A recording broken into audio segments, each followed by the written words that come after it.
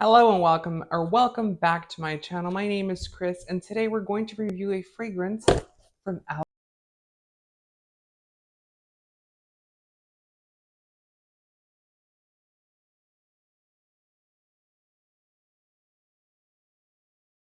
filmed this video once before and I looked awful in it, so I decided to do it once again to do a review for this fragrance line, which has no reviews out there and no one talks about it. I'm not sure why. I'm assuming it's because it's not popular. When I did the original videos, they were available up for sale for 220 US dollars. Since then, I can't find the line for sale on Alexander McQueen's website anymore, but they are still available on Harrods. They're still available in the UK and in Europe as of now. But this is what the bottle looks like. It is a very Alexander McQueen-ish type of bottle. If you have looked at the original bottle that has beautiful wings here, then you know that this is a bottle that he actually signed off on prior to his, untimely death. But on the front, we have Alexander McQueen, and the fragrance that we have today is Sacred Osmanthus. So you don't see that anywhere on here. You just see Alexander McQueen here and McQueen written there. The bottom, you get some information. These are manufactured and distributed by Coty, and they are made in the country of Spain. So this bottle is a 75 ml or 2.5 fluid ounces. So Coty always does this. They do that with Chloe. They do it with any brand that they actually work with for the most part. They have these odd sizing. Instead of doing 100 mils, they do 75 mils. I'm not sure what that's all about, but this line itself is not considered to be a private line. Alexander McQueen is kind of like a brand, sort of like Celine, where their entire fragrance line is private or more expensive, more premium, if you will.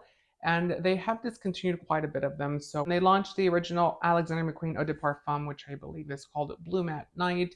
They also launched the rose version, the blanche version. Those have been also discontinued.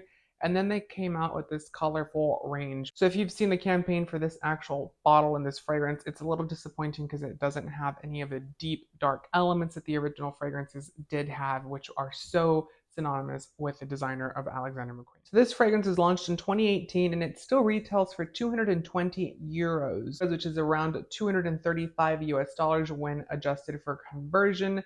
Now that may change, obviously. I don't know if these are still available for sale. The only retailer that I ever saw Alexander McQueen fragrances at least here in my area, or actually when I traveled a lot, was Saks Fifth Avenue.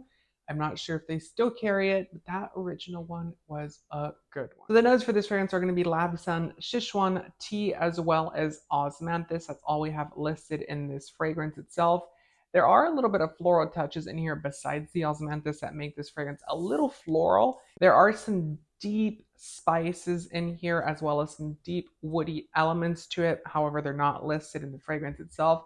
To me, I'm not a fan of this fragrance. I will be very blunt and forward. I did like Blazing Lily. I didn't like the rose one. And I did like the amber version that I did do reviews on prior to this video.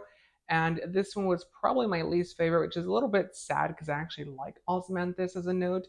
And I was very excited to smell this one itself. To me, this kind of smells like licorice. And if you know me, I do not like licorice absolutely at all. I think it kind of stinks.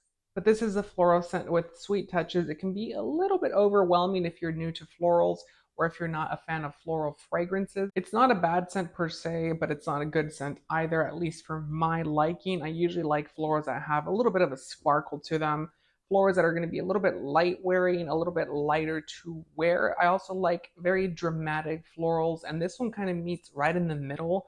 It doesn't know if it wants to be dramatic, it doesn't know if it wants to be light and airy.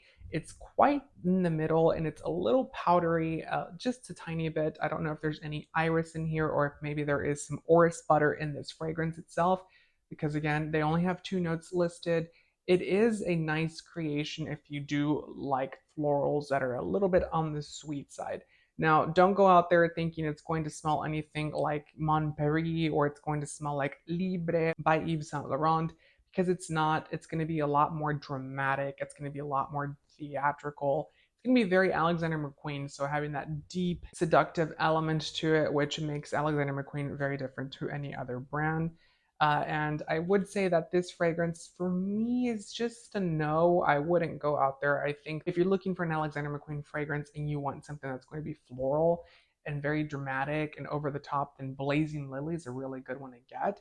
I also think that if you like a little bit lighter wearing fragrances, you're going to like the amber fragrance because it's going to be light, it's going to be airy, it's going to have the Alexander McQueen DNA to it. And I would say that the rose one because it has gunpowder in it, and also I think it has. By the way, I am like a rabbit. I just got distracted. Did you guys know about this? I did not know that this was coming out. Like, hello? Louis Vuitton has launched another $550 fragrance, or is it more because they do price increases every 2 months? I mean, come on. It is called Murad, and it contains ambrette seed, oud, Bulgarian rose, cocoa, French rose setifolia, moss, saffron, and white musk. Like it sounds like it's going to smell very makeup, like old lady makeup. I'm joking. I think it'll be a great fragrance, but I'm not going to review it because it is out of the budget for this channel. Back to regular programming, this is the fragrance that we have. And again, it's not one that I recommend per se because I don't like it. It is a fragrance that if you do like a licoricey type of vibe, if you like something like Hypnotic Poison or the Poison line by Dior, you might like this one. It's not going to be like Poison the Eau de Parfum or the Eau de Toilette. It's going to be more like Hypnotic Poison, but it's not so dramatic as Hypnotic Poison, if you will. So if you're into fragrances that are a little bit edible, but they're floral and they're very, theatrical, then definitely try this one, Sacred Osmanthus. If you are not, then it's probably not the one for you.